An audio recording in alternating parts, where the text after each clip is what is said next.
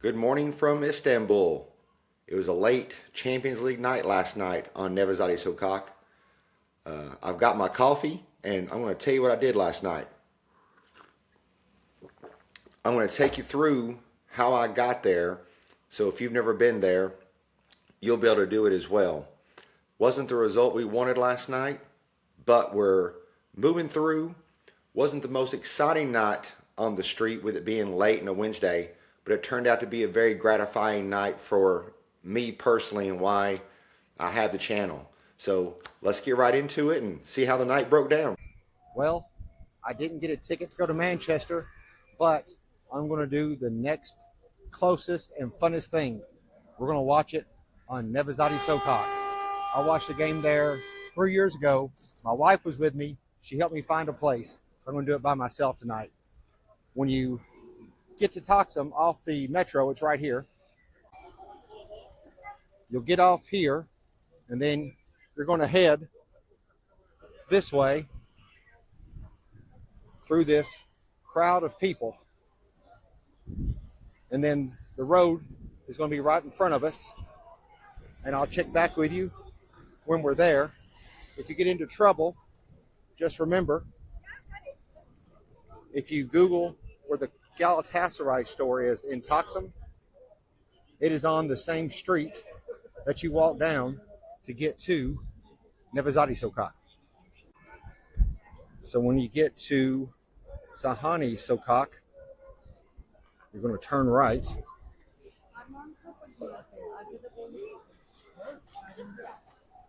And you're going to walk down this way until you get to Champion Kokoreç. You know, like Champion Cimbom. And when you get to Champion Kokoreç, you're going to turn right. And as soon as you turn right, you'll see Nevizade Sokak in all of its glory. Öyle Champion Kokoreç. Ve here, burada, Nevizade Sokak. Biraz kalabalık şimdi. Oh, sorry, I'm saying started getting a little full. I'm going to find a table and a place to watch the game, and I'll be back. So that's how you get there. And then once you get there, you just have to pick where you want to watch it. Most places, if you eat dinner there, that guarantees you of watching it there. Other places, like Montreal, you need to make a reservation ahead of time to have a seat on the street and then to watch it there. Here's where I watched it. I have not watched a game there before. Of course, it's only my second time being on Nevizade. And what a great place. All right, I've landed at the Jalar restaurant. Jalar. Jalar. Yes, my name is Birol Mert, Big Boss. Big, patron burada. Yeah. Hala. Wow. Evet. Jalar. I'm here at the Jalar restaurant. This is where I'm going to watch the game. They have TVs inside and upstairs. So this is where I'll watch it. And you can see down the rest of Nevizade Sokak. It's starting to slowly fill up. We're about 3 hours for kickoff. And sadly, we got a Fenerbahce fan that works here.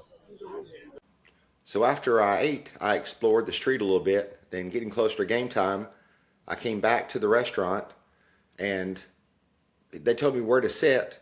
And here was the best part of the night. I sat down and there was another person there by themselves. It's harder to get a table when you're by yourself there. It's easier with a group. But so they set us together. He was a Dutch guy named Berkay. We sat there for a few minutes and started talking. Come to find out, he recognized me from Instagram, from the reel where I was going off about how losing to Fenerbahce in that made-up cup shouldn't have mattered because all we cared about was Atleti. So it wasn't that it was so cool that he recognized me. It was so cool that because he recognized me, we already had a great curiosity about what was going on, and we really had an enjoyable time together. So much better watching the match with someone than watching the match alone. And that's just been the wonderful thing, is that I was kind of anonymous before having this channel. Now I'm starting to get recognized, and what that does is it makes this whole experience in Istanbul mean so much more because I get to share it with other people, talk to other people, and, you know, make friends as I go along. So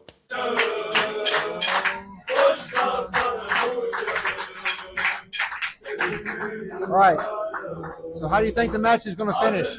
Oh, I think it's going to be a tough game, but I think we have a chance to win the game, and I think it's going to be 2-1 for Galatasaray. Oh, Moshala. Yeah.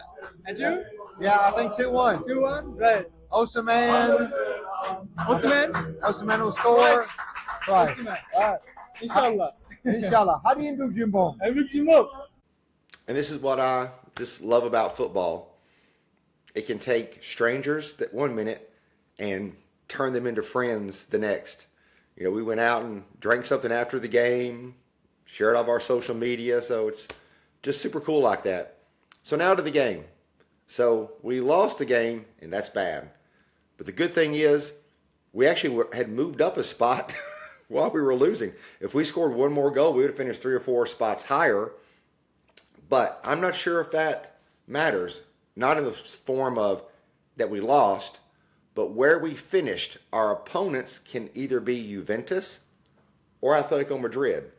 Of course, Juventus is more exciting because Kenan Yildiz, and we haven't played them. We just played Atletico, so that's not as exciting. But we've shown we can play with Atletico with the team that we had. We've made 2 transfers, and I really feel like now that we have actually progressed. You saw how they pulled the transfer lever after we got the Atletico point. They've got to pull that lever again going into this next round. They just have to.